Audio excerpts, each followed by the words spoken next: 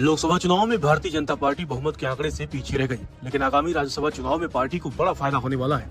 10 राज्यसभा सीटों पर आने वाले समय में उपचुनाव है, जिसमें एनडीए बड़ी सफलता हासिल कर सकती है। सभी 10 की 10 सीटें एनडीए के हिस्से में जाने की संभावना है, क्योंकि इन राज्यों में एनडीए की सरकारें हैं।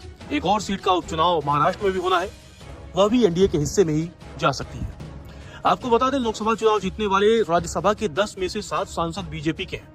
इनमें महाराष्ट्र के उदयन राजे भोसले और पीयूष गोयल, त्रिपुरा में विप्लव देव, मध्य प्रदेश में ज्योतिरादित्य सिंधिया, बिहार में विवेक ठाकुर, असम में कामाख्या प्रसाद ताशा और सर्बानंद सोनोवाल शामिल है। भाजपा एक बार फिर इन सभी सीटों को अपने पास ही रखेगी और उसकी जीत भी लगभग तय है। इसके अलावा राज्यसभा की कांग्रेस की केसी वेणुगोपाल की सीट भी भाजपा के पास जाएगी।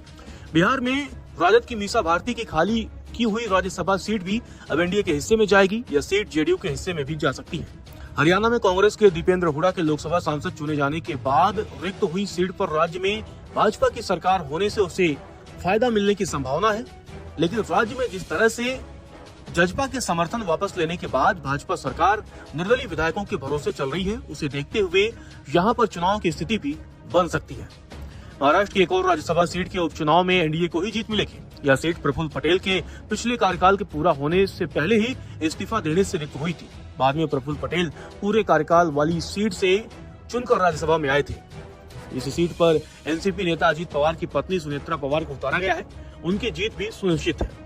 उदयन राजे भोसले की रिक्त हुई सीट भी अजीत पवार के हिस्से में जा सकती है, क्योंकि लोकसभा चुनाव के 7 सीटों के समझौते में भाजपा ने एनसीपी से 1 सीट ज्यादा ली थी। जल्द ही राज्यसभा के लिए उपचुनाव की तारीखों का ऐलान भी हो सकता है। अब देखना दिलचस्प होगा कि किस गठबंधन के हिस्से में कितनी सीटें